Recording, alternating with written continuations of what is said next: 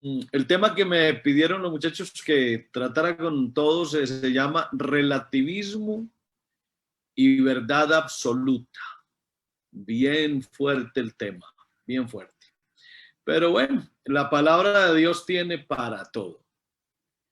Quiero empezar la disertación hoy usando un pasaje bíblico que desde que me convertí al Señor hace ya 41 años atrás, ese texto para mí siempre fue muy importante. Colosenses 2, 8, 9 y 10. Dice, mirad que nadie os engañe por medio de filosofías y huecas sutilezas según las tradiciones de los hombres, conforme a los rudimentos del mundo y no según Cristo. Porque en él habita corporalmente toda la plenitud de la deidad. Y dice, y vosotros estáis completos en él, que es la cabeza de todo principado y potestad. Lindísimo ese pasaje, y me lleva mucho al pasado, porque recién me había convertido al Señor y para esa época tuve la oportunidad de entrar a la universidad y por cosas curiosas empecé estudiando historia y filosofía, pero era una situación muy compleja, muy difícil, porque yo estaba muy recién convertido al Señor. Yo tenía 18 años y estudiando historia y filosofía, pues la cabeza se me llenaba de toda clase de argumentos.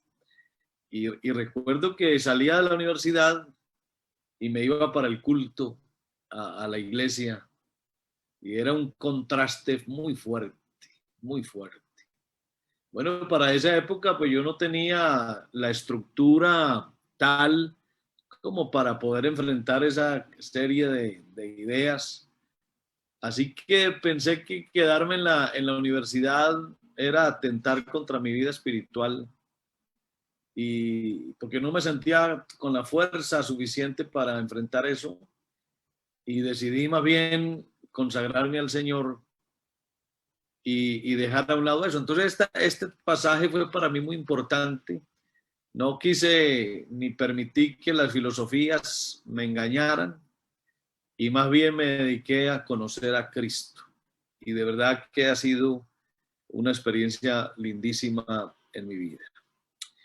Bueno, hablando de relativismo, vamos dejando cosas claras. Yo les invito para que de pronto, si tienen por ahí un papel y un lápiz, vayan tomando nota de alguna cosa que yo diga y que les parezca interesante o que no la diga muy ampliamente y al final de pronto pudiéramos ampliarla o responder alguna inquietud.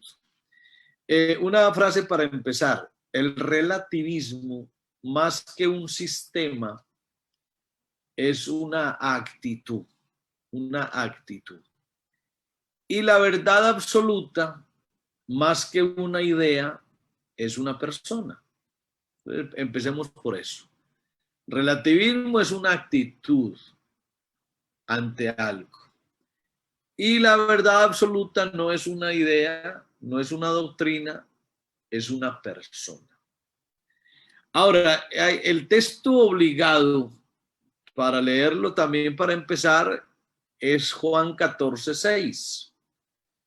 El Señor Jesús dijo, yo soy el camino y la verdad y la vida. Nadie viene al Padre sino por mí. Así que el mismo Señor Jesús se autoproclamó como la verdad. No dijo tener la verdad. Él no dijo yo tengo la verdad. No, dijo yo soy la verdad.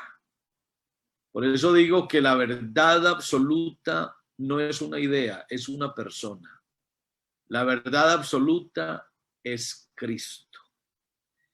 Ahora, cuando uno lee palabras que no las usa con mucha frecuencia, es bueno mirar su significado. Por ejemplo, la palabra absoluto.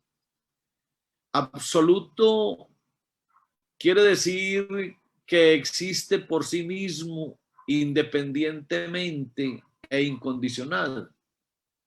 ¿Y eso a quién se le puede aplicar? A Dios solamente. Dios es absoluto. Por eso Él es la verdad absoluta. Llevado ese término absoluto a otros escenarios, pudiéramos decir que absoluto es aquello que es completo o que es general y que incluye todos los elementos o partes de una cosa. Ese absoluto se forma por un prefijo a, y soluto tiene que ver que no hay nada suelto, o sea, que todo lo amarra, absoluto, que todo lo contiene. Eso es importante pues como para empezar. Ahora, voy a ampliar un poquito el concepto sobre el relativismo como posición filosófica.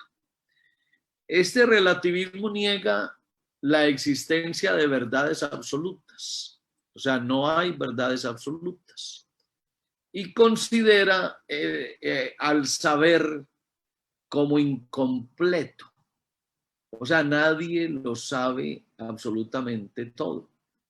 Siempre dicen ellos, el saber es algo incompleto y sostienen que el conocimiento humano es relativo, es subjetivo, es incapaz de ser objetivo, porque está influenciado por la historia y por otras ideas que son preconcebidas. Ese relativismo considera también que la verdad depende o está en relación con la persona que la experimenta y que no existen verdades objetivas ni tampoco hay acuerdos universales que todos los seres humanos los compartan. Por eso esa corriente también argumenta que existen diferentes maneras de conocer el mundo y por más polarizadas que estén, todas tienen validez. Ahí es donde ya empieza la situación a volverse compleja. Es decir, hay muchas maneras de ver el mundo y todas son válidas. Eso es importante que lo tengamos en cuenta porque ahora lo vamos a aplicar al cristianismo para que vea lo perjudicial que es esta corriente aplicada pues al cristianismo.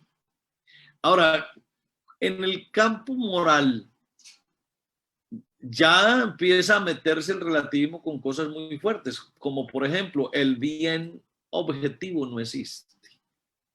No existe el bien. Por lo que entonces, según eso, habría que borrar a la ética como esa actividad intelectual que busca un camino para alcanzar el bien. Entonces, si el bien no existe, nada es malo. Y ahí es donde ya se complica el tema cuando uno compara el relativismo con la verdad que es Cristo. Entonces, ese relativismo, para que se nos quede bien grabado, por definición, pues yo dije ahorita que más que un sistema es una actitud, pero por asuntos de definición, el relativismo es un sistema de conceptos, de nociones, de creencias que tienen una característica y es que aceptan como válidas dos o más posturas que son antagónicas entre sí. Por ejemplo, usted puede decir, no, es que la Tierra es redonda. Y yo digo, no, la Tierra es plana. Entonces el relativismo dice, los dos tienen razón. Los dos tienen razón. Bueno, la verdad no es más que la verdad para tal o cual persona. O sea, para mí, si yo digo, hombre, hoy en este momento está el sol brillando, aquí pues en Colombia, y alguno me podrá discutir, pero no, para mí el sol está brillando. Y como es una verdad, y como no hay verdades absolutas, me tienen que aceptar que a esta hora, cuando yo estoy aquí en vivo y en directo, y estoy en Medellín, Colombia, entonces yo digo, el sol aquí hoy, en este momento está brillando y como no hay verdades absolutas, me tienen que creer y aceptar eso. O sea que eso tiene mucha cosa que no es manejable. Así que desde esta perspectiva, cada cual podría decidir lo que para sí mismo es verdad y lo que no. E incluso adoptar verdades que son contradictorias entre sí. De ahí se desprenden muchas cosas que están pasando pues hace muchos años, pero esto está cobrando mucha fuerza. Por eso me parece que lo que la directiva de jóvenes decidió para hablar de ese tema es muy importante, porque es muy actual, muy actual. Ahora el relativismo está cambiando, por decirlo de alguna forma, los juicios de valor, los juicios de valor. Por ejemplo, yo puedo decir, yo soy hombre, pero también yo puedo decir, yo soy mujer, que es la famosa ideología de género que hay ahorita, ¿no? No, es que aunque yo tenga genitalidad masculina, pero yo soy una mujer y me tienen que aceptar como mujer porque es que para mí mi verdad es esa, que yo soy mujer. Aunque tenga genes masculinos y genitalidad masculina, yo soy una mujer y la verdad es que yo soy una mujer y me tienen que aceptar así. O otra cosa, no, es que yo soy hombre y soy mujer. ¿Cómo? Sí, señor, porque esa es una verdad para mí. Y esta que la oí hace poquito, que me quedé sorprendido. Por ahí apareció alguien que dijo, no, yo ni soy hombre ni soy mujer. Ah, eso sí está ya como complejo, ¿cierto? Para uno entenderlo. Y escuchen esta otra perla que está de moda hoy. Está de moda. Mi perro es mi familia. Mi perro no es una mascota. Mi perro es un hijo peludo de 4 patas. Esa es una verdad para muchos. Y lo adaptaron como una verdad.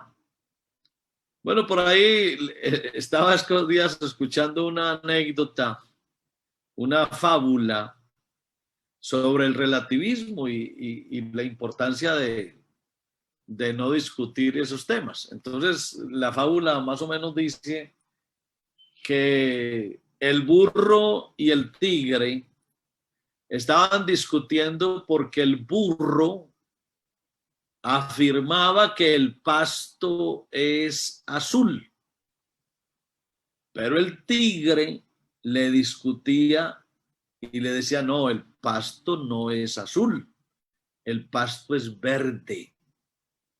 La discusión se tornó muy fuerte. A lo último, entonces, el burro fue ante el rey León y le puso la queja. Y le dijo, rey, yo vengo a decirte que tengo un conflicto con el tigre. ¿Cuál es tu conflicto? Le dijo el rey León. No, es que yo estoy diciéndole al tigre que el pasto es azul. Y entonces el rey se quedó mirándolo y le dijo, ¿y qué te dice el tigre? No, el tigre me dice que el pasto es verde, pero yo insisto que el pasto es azul. Entonces el león se quedó mirándolo y le dijo, el pasto es azul.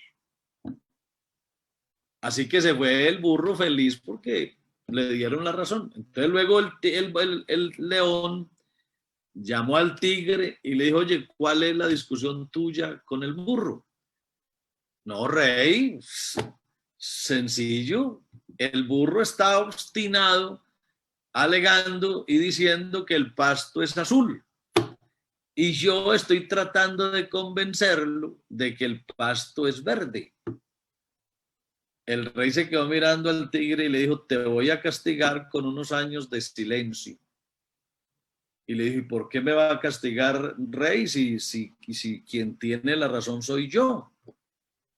Y le dijo, no te voy a castigar porque tengas o no la razón, sino por discutir con un burro. Bueno, pesada la fábula, pero retomo es lo del asunto de que para aquel el pasto era azul y para aquel el pasto era verde. Entonces yo no sé si ahí haya verdad absoluta o el relativismo funciona. Ahora, con respecto a la ética de las normas, ese relativismo y la ética normativa representa el rechazo de las normas de comportamiento. Aquí ya viene el tema del hacer, ¿sí?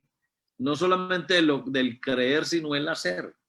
Aquí ya no se acepta la universalidad de las reglas o de los juicios morales sobre el comportamiento y se afirma que toda acción deberá realizarse basándose en el juicio que sobre ella o sobre el conjunto de la situación dentro de la cual se verifica lo formula el que está para realizarla.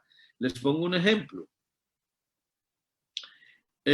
Aquí en Colombia la pedofilia está castigada como una ética normativa que regula eso y dice que es un delito a tener relaciones sexuales con un menor. Pero ya hay países donde eso es válido. Allá ya se puede.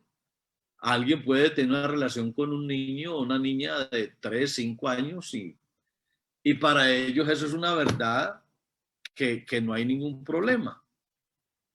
Cosa difícil. Ahora, el orden moral tiene que ser objetivo y es uno y no puede ser más que uno.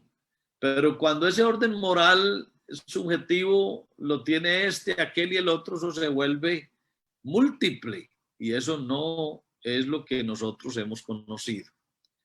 Entonces, en resumidas cuentas, ese relativismo lo que está diciendo es la verdad está en el individuo. O mejor dicho, depende con la lente con que yo mire las cosas, así son. Entonces, si yo me pongo unos lentes de color azul, entonces yo miro el mundo y yo digo el mundo es azul. No importa que otro lo esté mirando con unos lentes verdes y el otro con unos lentes rojos y otro con unos lentes negros. Entonces, para mí el mundo es azul, para aquel el mundo es verde, para aquel el mundo es rojo y para el otro el mundo es negro. Y resulta que todos tienen razón, porque según el relativismo, la verdad está es en el individuo. Y hay un asunto en este tema, en esa postura filosófica, y es que lo que es verdad para ti no es necesariamente verdad para mí. Ahí es donde también entonces se entra a discutir, por ejemplo, la doctrina cristiana, entre otras. Lo que para ti es verdad, para mí no necesariamente lo es. Pero mire usted, por ejemplo, cosas, yo ahorita mencioné la redondez de la Tierra, pero mire las leyes de la naturaleza, esas son verdades absolutas. La rotación de la Tierra, ¿quién la puede discutir? O el calor del sol, o la gravedad, la ley de la gravedad, el frío, las estaciones, ¿quién discute eso? Son verdades absolutas, o sea que la misma naturaleza es una verdad absoluta. El ciclo del agua, eso es una verdad absoluta. La forma en que crecen las plantas, eso es una verdad absoluta. La manera en que se reproducen los seres vivos, verdades absolutas, ¿cierto? Pero bueno, Aquí lo que uno tiene que hacer es pues, mirarlo todo y retener lo bueno. Como dijo el apóstol Pablo en primera a los Tesalonicenses 5:21, cuando dice, examinadlo todo, retened lo bueno, y luego dijo, absteneos de toda especie de mal. En esta postura paulina, ahí uno ve que el apóstol Pablo diferencia lo bueno de lo que no es bueno. Él habla de un todo. Cuando se dice todo, eso se llama lo holístico, ¿sí? El todo, lo holístico. Entonces Pablo dice, mírenlo todo, pero retengan lo bueno. ¿Qué quiere decir? Que lo otro no es bueno. Y luego dice, absteneos de toda especie de mal. Entonces nosotros, a diferencia de los que predican el relativismo, nosotros sí creemos que hay cosas buenas y que hay cosas malas. Y hay un pasaje bíblico para que vamos metiéndonos ya a la palabra. Lindísimo, verdad, verdad.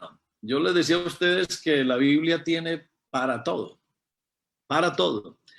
Hay Isaías 5, 20 y 21. Mire qué espectacular este pasaje aplicado precisamente a este tema del relativismo. Aquí dice en Isaías 5:20, hay de los que a lo malo dicen bueno y a lo bueno malo, que hacen de la luz tinieblas y de las tinieblas luz, que ponen lo amargo por dulce y lo dulce por amargo.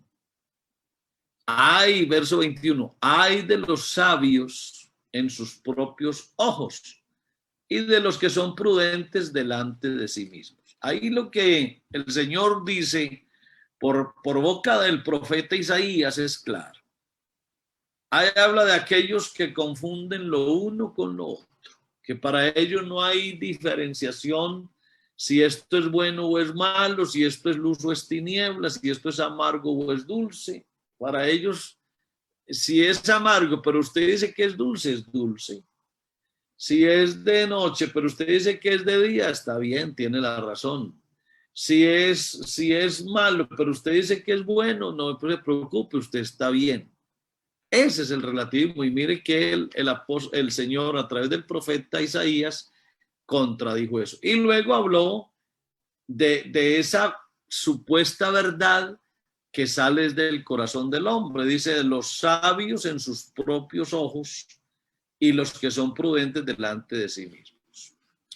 Bueno, cuando uno empieza a mirar a Jesucristo, yo dije al principio que Dios es absoluto y que el Señor Jesús dijo que Él era la verdad.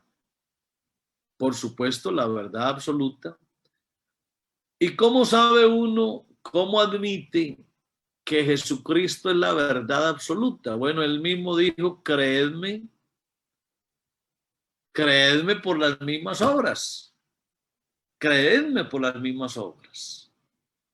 Y un día le dijeron, ¿qué señal pues haces tú para que veamos y te creamos? ¿Qué obra haces?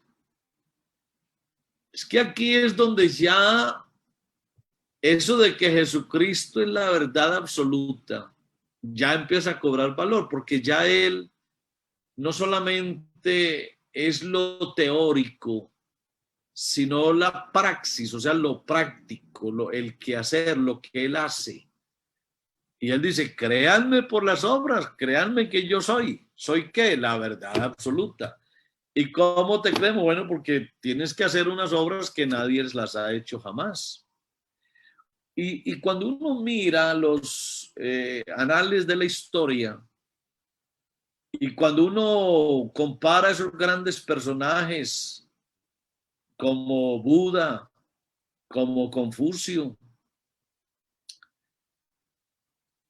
como tantos hombres que han estado en la cima del conocimiento, ninguno de ellos, ninguno ha hecho ni ha pretendido hacer lo que Jesucristo hizo.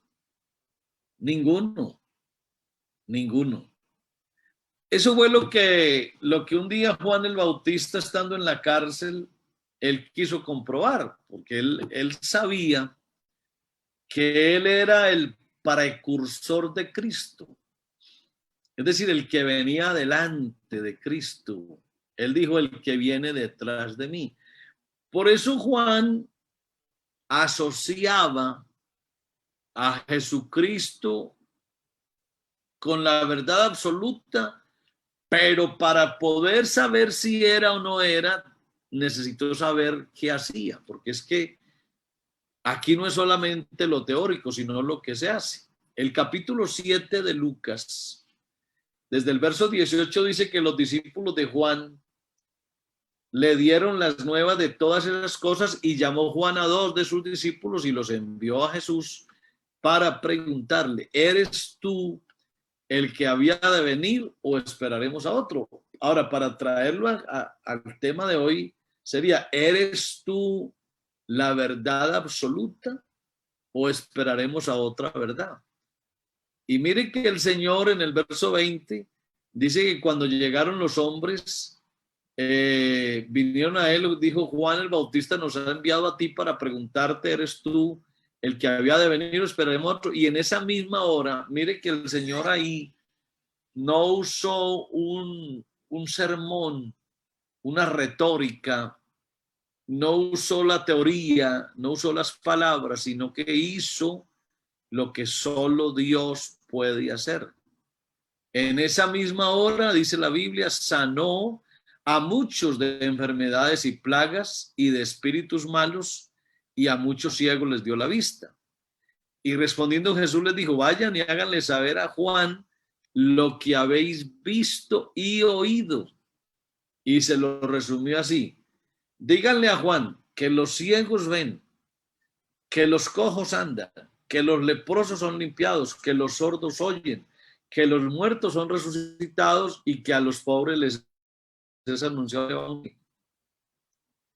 O sea, vayan, díganle, no tanto lo que yo les digo, sino lo que ustedes vieron hacer.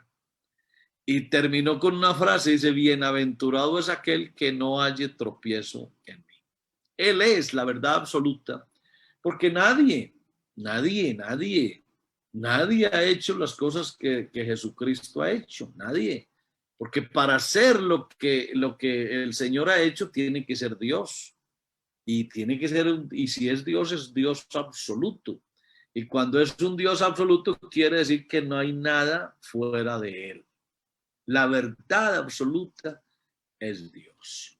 El relativismo es una actitud de la gente, del corazón del hombre, para cambiar los juicios de valor y los conceptos amañados a mi manera de ver. Para que seamos claros, el relativismo es convertir la gracia en un libertinaje.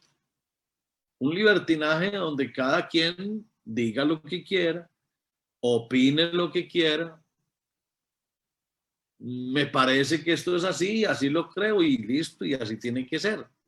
Por eso es que nosotros como cristianos, predicadores del evangelio, tenemos que hacer lo que dijo Judas, el versículo 3.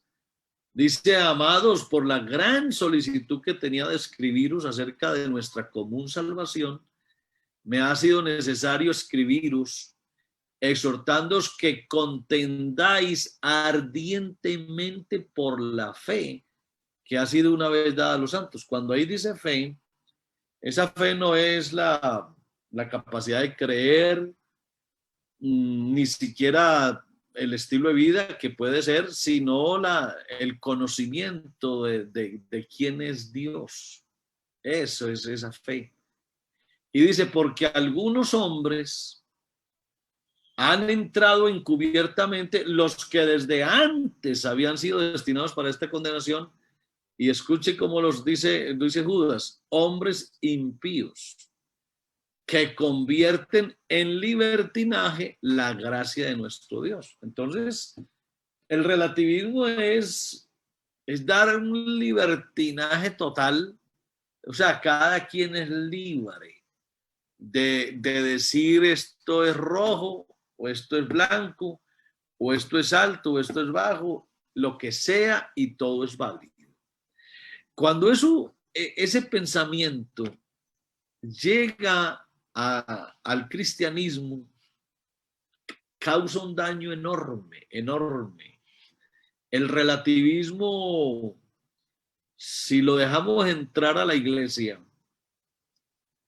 eso es como un cáncer que hará metástasis y dañará muchas cosas. Por eso Pablo le escribió a los Gálatas y les habló de un evangelio absoluto.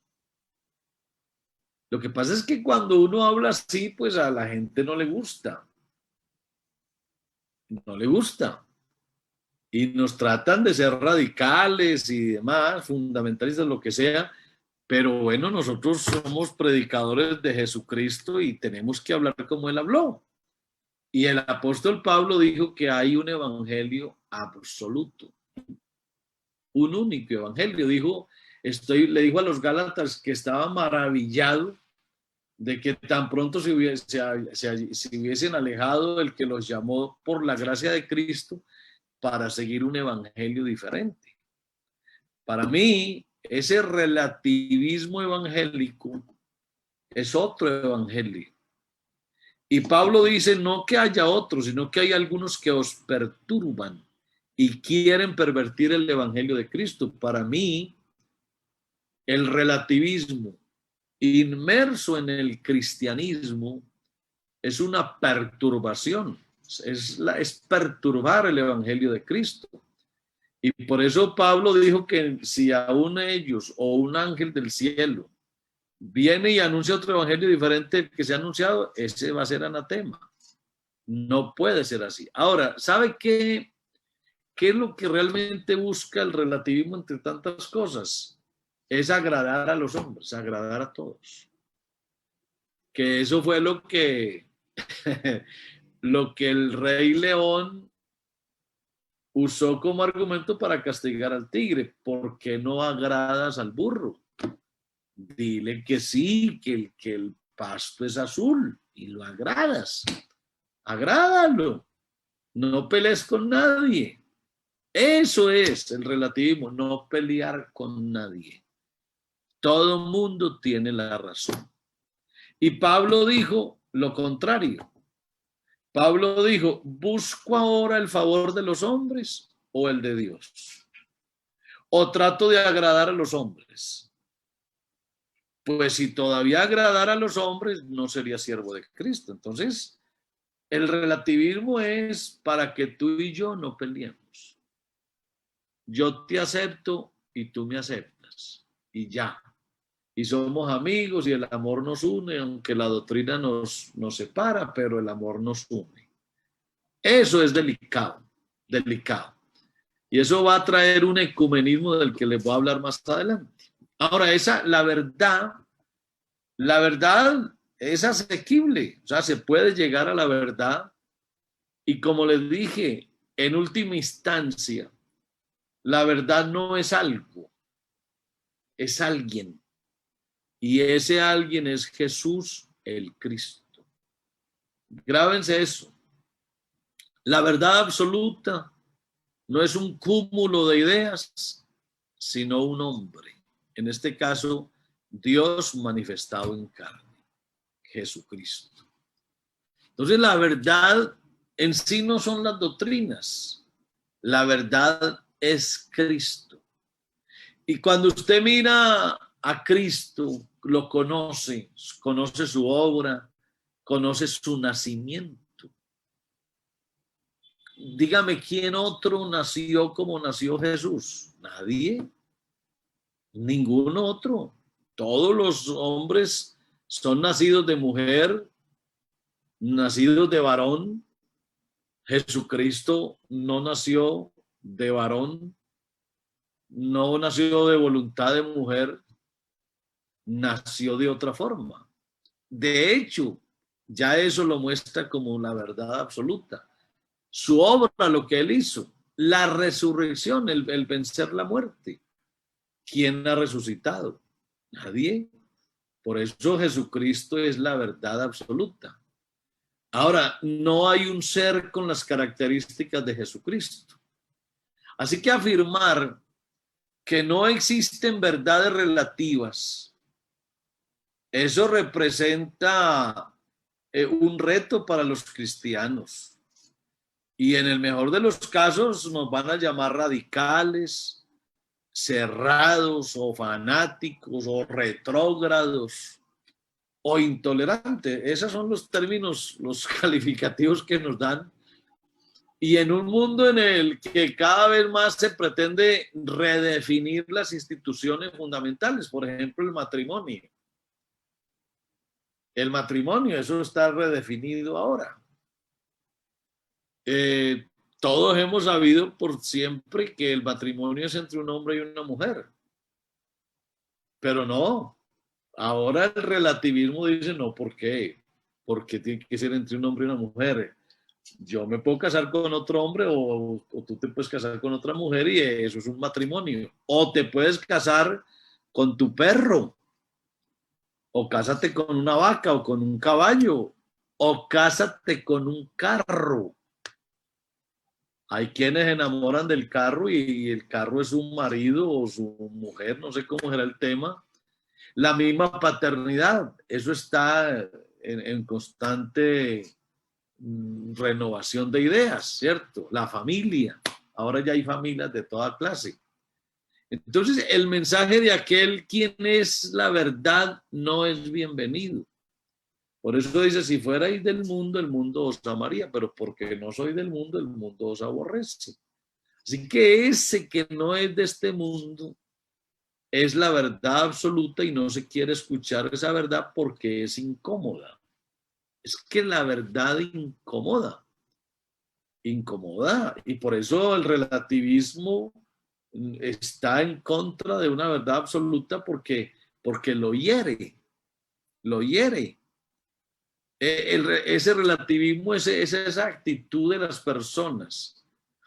Y afecta, vean, el relativismo no solamente afecta la parte religiosa, afecta lo político. Por ejemplo, la polarización de partidos políticos. Ellos creen que tienen la verdad absoluta, cada uno, y lo que están tratando algunas veces es de unirse y no lo pueden hacer en el campo científico, en el campo social. Y en lo religioso todo es posible. Entonces, ¿qué dice el relativismo a nivel de religión? Dicen, lo mismo es una religión que otra, todos tienen cosas buenas y lagunas fuertes que se presentan como aceptables.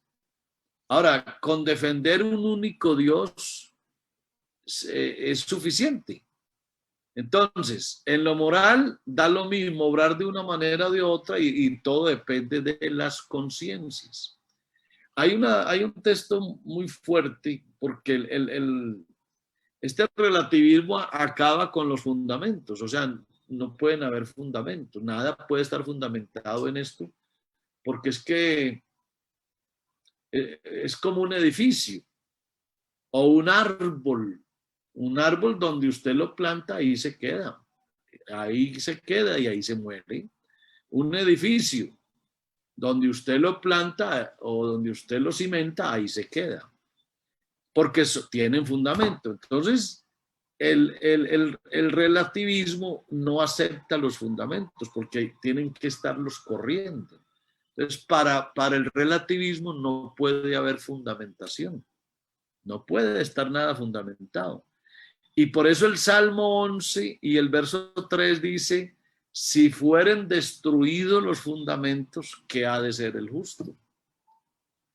Si fueren destruidos los fundamentos. Entonces, ¿qué hace el relativismo? Destruir los fundamentos, o sea, nada está fundamentado, todo es movible, todo es movible. Es como, para que vamos dejando claro, el relativismo es como un evangelio antropocéntrico. Es decir, en donde el centro es el hombre, en el que la verdad no viene de Dios, sino que sale del corazón, de la razón del hombre. Como dijo un gran filósofo una vez, ¿no? Es que el hombre es la medida de todas las cosas. El hombre es la medida de todas las cosas. O sea, todo gira es con base en el hombre. Entonces, por eso yo digo que el relativismo es como un evangelio antropocéntrico. No es lo que Dios diga, es lo que el hombre diga. No, no es el hombre dependiendo de Dios, es el hombre dependiendo de sí mismo. Eso es antropocentrismo. Y el relativismo entonces dice, tú tienes tu verdad, yo tengo la mía. Y hay un concepto que se ha usado mucho para el ecumenismo, que es la doctrina nos divide, pero el amor nos une. Yo alguna vez tuve por ahí una pequeña discusión con alguien que él dice, no, es que todos somos hermanos. Bueno, pesado el tema. No es que yo no tenga que amar a todo mundo, sí, pero a decir que todos somos hermanos, eso es complicado. Bueno, el concepto pues del relativismo apunta básicamente a eliminar cualquier posibilidad de lo absoluto y según esta corriente de pensamiento, nada es totalmente absoluto y todo depende del punto de vista con que se mire. Y esa idea se ha enquistado en algunas iglesias que se dicen cristianas.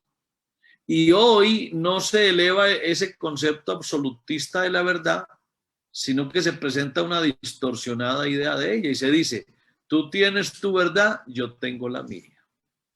Y esa filosofía ha permitido el tanto éxito del ecumenismo. Por eso la fórmula para unir los diferentes credos debe tener ese ingrediente del relativismo. Y muchos han defendido esa frase que dije, la doctrina nos divide, pero el amor nos une. Y aceptar esa premisa pasa obviamente por someterse a la idea relativa de la verdad. Vea, jóvenes, hace años apareció algo que se conoce como la sociedad teosófica.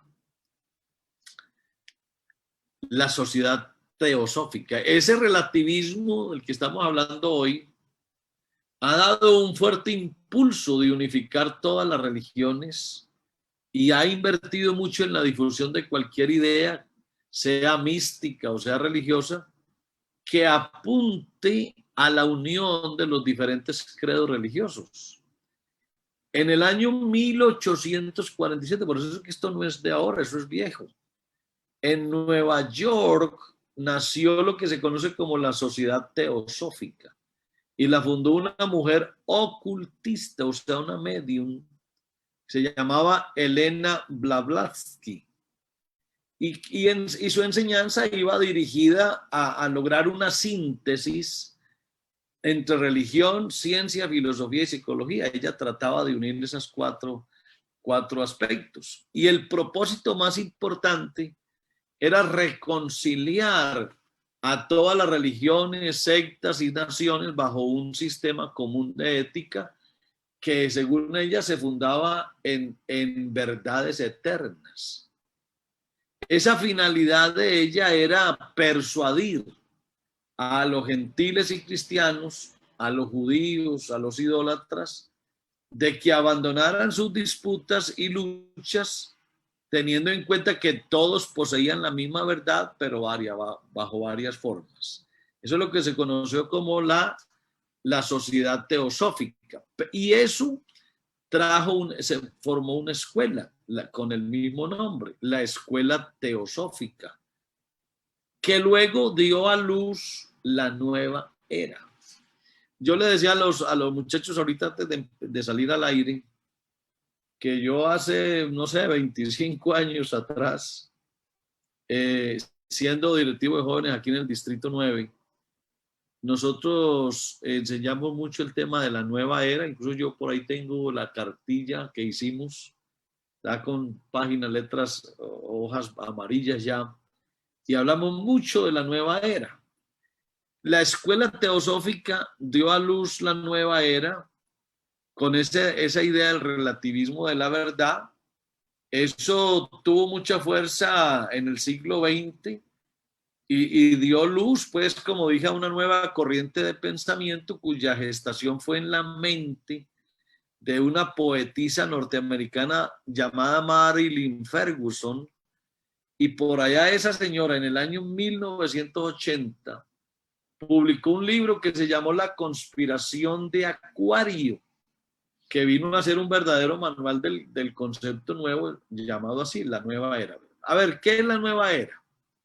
La nueva era es un modo de pensar, que tiene en sus bases el relativismo. La nueva era dice que todo es bueno en sí mismo, nada es malo, es un sincretismo, o sea, una mezcla de todo. Y esa nueva era no es nada nuevo, es el surgimiento o el resurgimiento de ideas y tendencias asentadas por miles de años en esas culturas orientales. Por eso, hermanos, tengan cuidado con todo lo que venga del oriente, pues el oriente lejano, ¿no? De esas culturas hindúes, budistas, y conceptos como el karma, la reencarnación, el yoga y obviamente la escuela de la verdad en sentido relativo. Eso es parte de esa filosofía diabólica que ahora ha conquistado el mundo de Occidente. Esas corrientes están trayendo mucha fuerza. Yo mismo en el oficio que estoy ahorita a nivel nacional, que hago parte de la Mesa Nacional de Asuntos Religiosos, ahí me siento con 30 líderes religiosos de todas las creencias, y ahí hay musulmanes, hay hindúes, hay árabes, hay judíos, de todo, budistas, islamistas, de todo. Y se sorprende uno con esa cantidad de ideas. Entonces, están cogiendo una fuerza grande. Esa nueva era ha penetrado en todos los poderes y lo más increíble, o sea, lo más inverosímil, es que ha entrado en algunas iglesias. Increíble. Cómo esa corriente relativista ha entrado en algunas iglesias. Y hay uno se queda sorprendido porque ve un sinnúmero de hombres que supuestamente son siervos de Dios, esos famosos televangelistas por allá norteamericanos, muchos de ellos, han enseñado técnicas de la nueva era en sus discursos que están llenos de relativismo. Y se habla de visualización. Ojo, muchachos, con eso. Visualícelo. No, la Biblia no habla de visualizar. La Biblia habla de tener la fe, pero la fe de Cristo. La activación del poder de la palabra, o sea, lo que tú digas, confiésalo, confiésalo. Esas son palabras que vienen desde por allá. Y a veces uno lo oye en los púlpitos, por ahí de algunos predicadores. Confiéselo, declárelo, visualícelo. Cuidado con eso. Eso no es cristianismo. Eso es puro relativismo importado del hinduismo, del budismo y cosas así. El incubar anhelos, por ejemplo, alcanza lo que sueñas, alcanza tus sueños, sueña. Eso no es así. Eso es la tónica de la apostasía, que existe y existe pues mucha gente que sigue eso. Y muchos de esos postulados son adoptados por el neopentecostalismo. Ojo, hermanos, con ese neopentecostalismo que es delicado. Hay un pasaje en 2 Timoteo 4, los versículos 3 y 4, que dice, porque vendrá tiempo cuando no sufrirán la sana doctrina, sino que teniendo comezón de oír, se amontonarán maestros conforme a sus propias concupiscencias. y apartarán de la verdad el oído y se volverán a las fábulas. Esto está cumplido a cabalidad. Les voy a hablar un poquitico para que ya vamos redondeando, que ya me imagino que los tengo cansados, sobre el movimiento ecuménico. ¿Qué es el movimiento ecuménico? ¿Qué dice el movimiento ecuménico? Dice, no importa qué fe religiosa uno sigue, porque todas ellas enseñan la misma cosa. Eso no es así.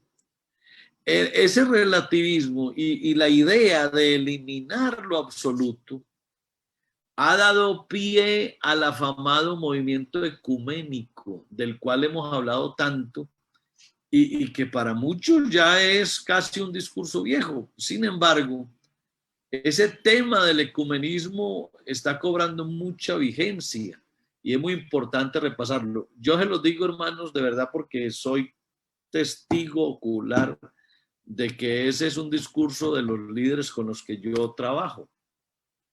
Les decía, yo me reúno con otros 30 personalidades del país y en ellos está esa idea del ecumenismo, el ecumenismo.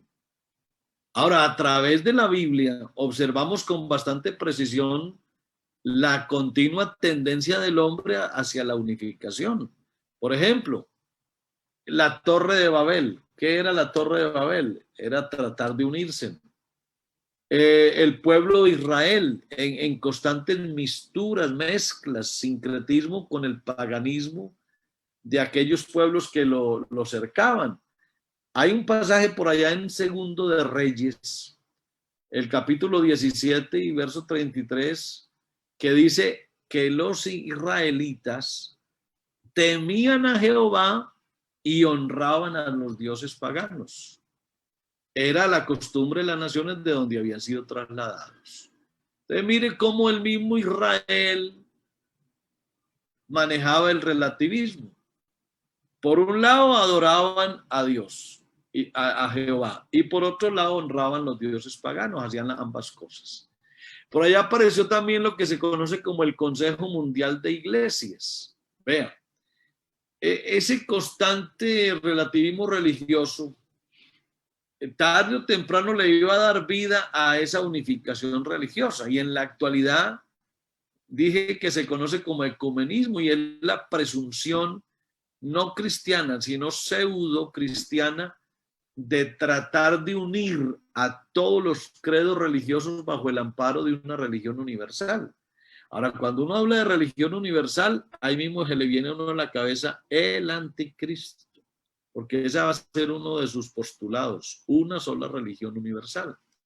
Y ese movimiento ecuménico como estrategia de unificación se inició por allá a finales del siglo XIX y a principios del XX, y en el año 1948, después de la Segunda Guerra Mundial, hubo una reunión de líderes de diversas iglesias en Holanda, en Ámsterdam, y allá formaron lo que se conoce como el Consejo Mundial de Iglesias. En esa oportunidad participaron representantes de 147 iglesias de todo el mundo. Eso es lo que se conoce como el Consejo Mundial de Iglesias. ¿Y sabe eso para dónde va, hermanos? Eso va para lo que la Biblia presenta como el espíritu del anticristo. Entonces, mire por dónde empezamos: relativismo, ecumenismo, espíritu del anticristo. Esa idea de la unificación y de romper barreras que dividen las iglesias. Por ejemplo, hay un líder que trabaja con nosotros en esa mesa y él usa una frase con mucha frecuencia. Él dice, hay que derribar los muros y construir puentes. Esa frase él la repite constantemente: derribar los muros que nos dividen y construir los puentes que nos unan. Eso es puro ecumenismo. Y eso es lo que se está promoviendo bajo conceptos de relativismo, pues, y ecumenismo, perturbando el evangelio bíblico y la sana enseñanza que el Señor nos dejó. Ahora, sin duda que una vez cuando terminó el Concilio Vaticano II, que en ese tiempo el Papa de Roma era Juan XXIII y luego el Papa Pablo VI. Ese movimiento ecuménico tomó mucha fuerza y emergieron hombres con un matiz evangélico que empezaron a cautivar a multitudes para arrastrarlas a ese mover ecuménico que no es otra cosa que el espíritu del anticristo. Ahí tenemos a personajes evangelistas muy nombrados y famosos que han sido promotores y profetas de esa unificación religiosa, y todos ellos han estrechado la mano con el Papa de Roma. Eso ya es muy común. Hasta algunos modernos de hoy, cantantes, van y cantan en una iglesia cristiana y luego van y le cantan al Papa, y para ellos eso es lo mismo. ¿Por qué? Porque lo que ellos dicen es: todos los caminos conducen a Dios. Esa palabra o esa frase vino de otra que se decía: todos los caminos conducen a Roma. Ahora ya es: todos los caminos conducen a Dios. Esa idea relativista entonces de la verdad ha llevado a pensar que todas las religiones enseñan del mismo Dios y que no existe un concepto absoluto de la verdad. Pero el Señor Jesús no enseñó así. O sea, si usted mira la palabra de Dios y conoce a Jesucristo, usted verá que el Señor nunca predicó un mensaje relativista. Es más, el evangelio que predicó el Señor Jesús fue un evangelio sin diplomacia. Yo siempre he dicho que la diplomacia tiene mucho de hipocresía.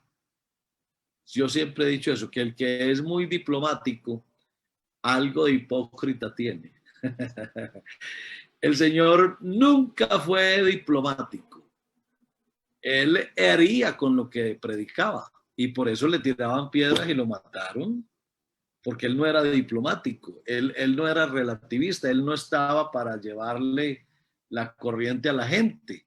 Él nunca dejó su enseñanza en un mar de incertidumbres, de ambigüedades o en medio de conceptos relativistas. El discurso del Señor, lejos de toda diplomacia y con el sello absoluto de la verdad, no era muy apetecido por la muchedumbre. O sea, el Señor no era que todo el mundo lo aplaudía porque él le llevaba la corriente a todo el mundo. No, él tenía su punto de vista claro.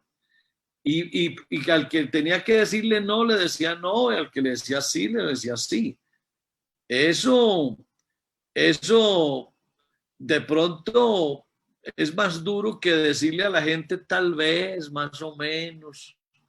Por eso esos líderes que no se definen, no sé cómo calificarlos, pero hay unos líderes que les gusta estar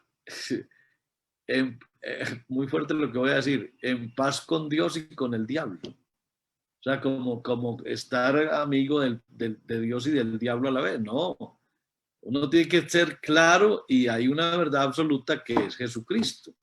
El Señor jamás habló de medias tintas o de claros oscuros, no.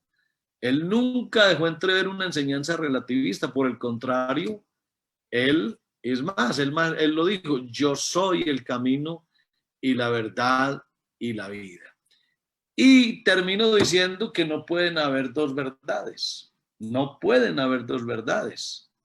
El Señor nunca usó una como para dejar cabida a que puedan existir varios caminos o varias verdades. Él no dijo yo soy una verdad. No, él no dijo yo soy una verdad. Él dijo yo soy la verdad. Él no dijo yo soy uno de los caminos, no, él dijo yo soy el camino. Así hablaba él. Así que la verdad es solo una en sentido absoluto. Y no existe otra verdad. Y si así fuera, entonces una de las dos sería mentira. Claro, porque si usted tiene dos verdades, esta es la verdad y esta es la verdad, va a resultar que una de las dos tendrá que ser mentira. Así que no pueden haber dos verdades de la misma forma. No existen varios caminos para obtener la salvación. el Señor dijo, yo soy el camino, el único camino para llegar a Dios, y aquí no hay lugar para el relativismo religioso. El relativismo lo único que es una estrategia del diablo, de Satanás, para confundir. Por eso el mundo presenta un amplio abanico de religiones, y hay una cosa muy peligrosa, y es cuando en el seno de la iglesia un cristiano dice, no, es que yo vivo el evangelio a mi modo, a mi manera, como a mí me gusta. Un evangelio hecho acorde a lo que yo quiero. Eso es relativo y eso es delicado. En el mundo hay un gran abanico de religiones de todos los olores, sabores y colores. Y cada uno de ellos dice tener la verdad. Por mencionar algunos, vea, José Smith, Carlos Russell, Elena G. White, entre otros. Ellos dijeron ser poseedores de la verdad, pero a la luz del relativismo, tal vez estos tres personajes, para mencionar solo estos tres, pueden ser portadores de sus verdades, verdades entre comillas, pero a la luz de la Biblia son solo conceptos y apreciaciones personales. ¿Por qué? Porque sus enseñanzas no son las de Cristo. Así de categórico ha de ser nuestro análisis. Y en resumen, el relativismo es otra de las estrategias de Satanás para confundir. Ese pretender eliminar el valor absoluto de la verdad es lo mismo que negar a Cristo, porque Él es la verdad. Yo te invito, mi querido joven, a que tengas una experiencia personal con Jesucristo. Porque conocer, amar, seguir, servir a Cristo, eso representa la experiencia más grande de un ser humano.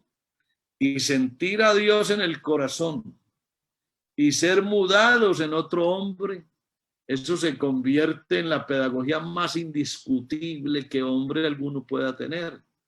Por eso Job un día dijo, de oídas te había oído, mas ahora mis ojos te ven. No hay nada más hermoso que contemplar la gloria de Dios. Moisés, cuando fue a salir a guiar al pueblo, le pidió a Dios y le dijo, Señor, te ruego que me muestres tu gloria. Cuando uno contempla la gloria de Dios, cuando uno siente la presencia de Dios en el alma, hermano querido, no hay nada que lo arrastre de acá, lo arranque.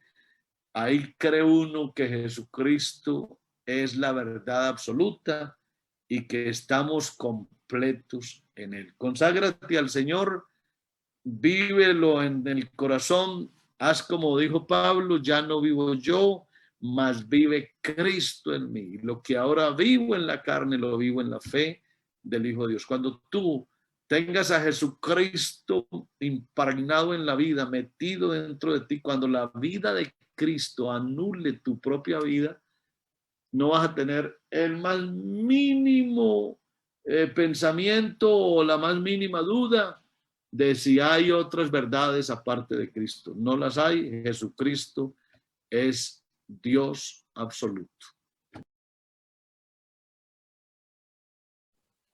Dice la hermana Claret Parra, hermano Héctor, dice, ¿cómo expresarnos libremente como cristianos o evangelizar a un joven en un mundo lleno de susceptibilidades?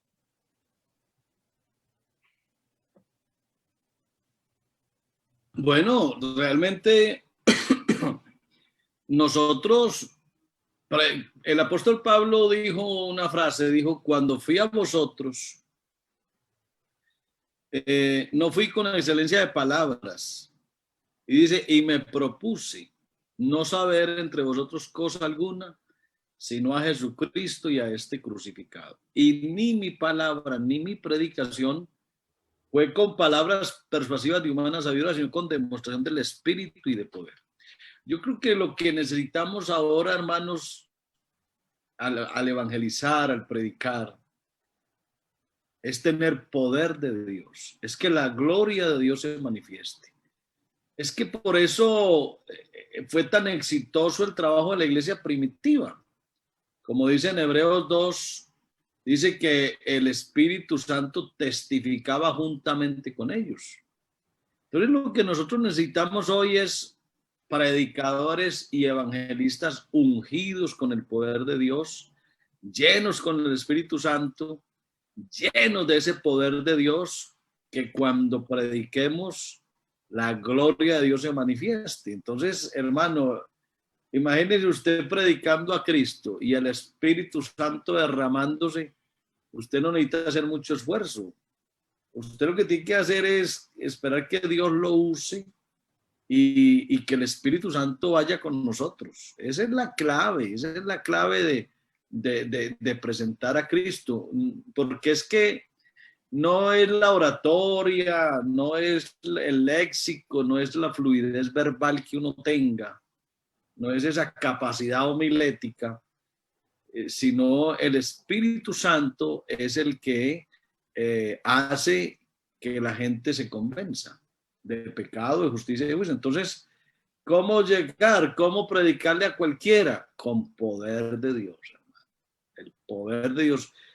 Los predicadores no nos debiéramos subir a una plataforma y pararnos detrás de un púlpito si el poder de Dios no está con nosotros. Por eso Moisés le dijo, Señor, yo de aquí no me voy si tú no vas conmigo. Y le dijo, muéstrame tu gloria. Entonces, es la clave, hermano, aquí no tanta oratoria, no tanto verbo. No, aquí lo que se necesita es poder de Dios que transforme corazones. Amén, amén, hermano Héctor. Es necesario la unción del Espíritu Santo. Por aquí tenemos otra pregunta. El hermano Santiago Cardona, bueno, nos manda y nos dice, hoy las religiones están diciendo que todos los caminos llevan a Dios, como el dicho que todos los caminos van a Roma. Y hay corrientes cristianas predicando que se puede vivir de cualquier manera y ser salvo, que la salvación no se pierde. Y viene la pregunta, ¿cómo explicarle a los jóvenes de la iglesia que así la salvación sea por gracia? Hay que vivir en santidad y perseverar hasta el fin. Es que eso de que la salvación no se pierde, que el que es salvo una vez es salvo para siempre, eso es calvinismo. Y eso hace un daño terrible, porque entonces cree la gente que porque yo algún día oí el evangelio, porque me sumergieron en el agua, entonces yo ya soy salvo, haga lo que haga. No, es que la gracia de Dios no es alcahueta. Así es. La gracia de Dios no es una licencia para que usted peque, para que peque. Romanos, el capítulo 6 dice eso, dice que pues diremos, perseveraremos en el pecado para que la gracia abunde. En ninguna manera, porque los que hemos muerto al pecado, ¿cómo viviremos aún en él? Entonces, es absurdo creer que yo puedo vivir de cualquier forma el evangelio. El apóstol Pablo nos enseña a vivir el evangelio con dignidad. El escritor a los hebreos habla de pisotear la sangre de Jesucristo. Habla de retroceder. Y hay un texto muy lindo que dice, el justo por la fe vivirá, y si retrocediere, no agradará a mi alma. Pero luego dice, más nosotros no somos de los que retroceden para perdición, sino de los que tienen fe para preservación del alma. Y también el apóstol Pablo habla de tener cuidado para no caer de la gracia. Sé que uno se puede caer de la gracia. El evangelio hay que vivirlo con dignidad. El evangelio hay que vivirlo con santidad, porque de otra manera no tiene sentido. Es decir, el que pretenda vivir un evangelio mundanalizado, con toda seguridad, no conoce a Cristo. No conoce a Cristo. Es que el que conoce a Cristo sabe que debe vivir como él anduvo.